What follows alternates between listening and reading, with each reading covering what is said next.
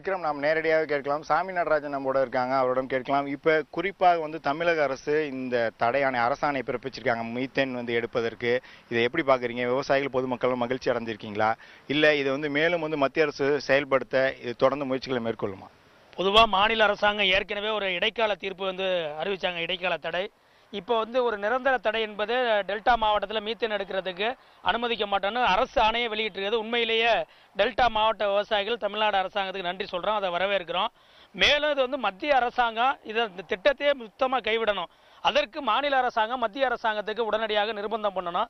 இந்த திட்டத்தை முற்றிலுமாக ரத்து பண்ண வேண்டிய அதிகாரம் மத்திய அரசுகிட்ட இருக்கு.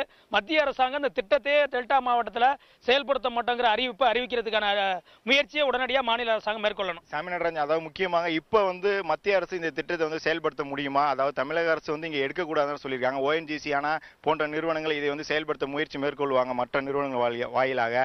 அதற்கு தமிழக அரசு என்ன நடவடிக்கை மேற்கொள்ளணும்? ஏற்கனவே மத்திய அரசாங்கம் இந்த திட்டத்தை ரத்து பண்ணல. மத்திய அந்த பெட்ரோலியத்துறை அமைச்சர் நாடாளுமன்றத்தில் சொல்லும்போது ரத்து பண்ண போறேன்னு சொன்னார். ஆனால் திருப்பி அந்த நிறுவனம் அனுமதி கேட்டிருக்கு திருப்பி செயல்படுத்துறதுக்கு. எனவே நடைமுறையில் மத்திய அரசாங்கத்தோட நடைமுறையில் இன்னும் அந்த திட்டம் ரத்து ஆகலை. ஆனால் அதை மீறி தமிழ்நாடு அரசாங்கம் இப்போ தடை விதிச்சதுனால அதை மீறி அவங்க செயல்படுத்த முன்வர மாட்டாங்க. இருந்தாலும் இந்த திட்டத்தை முற்றிலுமாக ரத்து பண்ணுவதற்கு மாநில அரசாங்கம் மத்திய அரசாங்கத்திட்ட நிர்பந்தம் பண்ணணும்.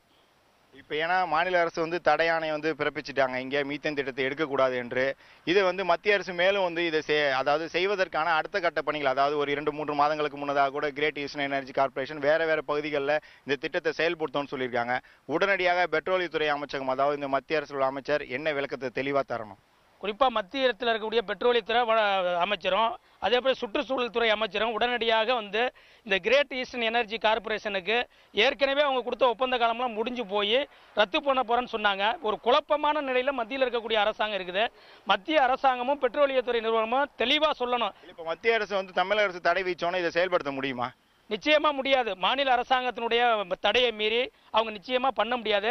ஆனா வேறு ஒரு கம்பெனி, இந்த தனியார் கம்பெனி கொடுத்த அனுமதியை ரத்து பண்ணிட்டு மத்திய அரசாங்கத்தினுடைய பொதுத்துறையா இருக்கக்கூடிய கெயில் அல்லது ONGC இந்த மாதிரி நிறுவனங்களின் மூலமாக செயல்படுவதற்கான ஒரு முயற்சியை வேணா பண்ணலாம். ஏற்கனவே இந்த பிரச்சனை இருக்கும்போது மத்திய அரசாங்கம் இதே பகுதியில் செயல் எரிவாயு எடுப்பதற்கான ஒரு ஆய்வு பண்ணுவதற்கு ONGCக்கு அனுமதி கொடுத்திருக்கு. அதுதான் எங்களுக்கு மிகப்பெரிய அச்சமா இருக்கு. இந்த நிறுவனத்துக்கு கொடுத்ததை ரத்து பண்ணிட்டு பொதுத்துறை நிறுவனங்கள் மூலமா அதை செயல்படுத்துவதற்கான முயற்சியை கூட மத்திய அரசாங்கம் பண்ணுவதற்கான வாய்ப்பு இருக்கு.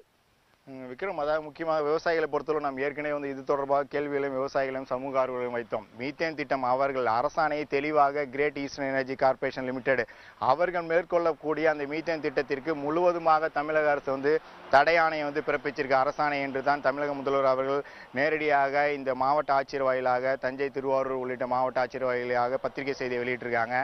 இதில் சில அவர் விவசாயிகளை பொறுத்தளவு தெளிவுபடுத்த வேண்டும். அதற்கான முழுவதுமான தடை ஆணையை மத்திய அரசு நேரடியாக வெளியிட வேண்டும் என்பது இவருடைய ஒட்டுமொத்த வேண்டுகோளா இருக்கு. விக்ரம்.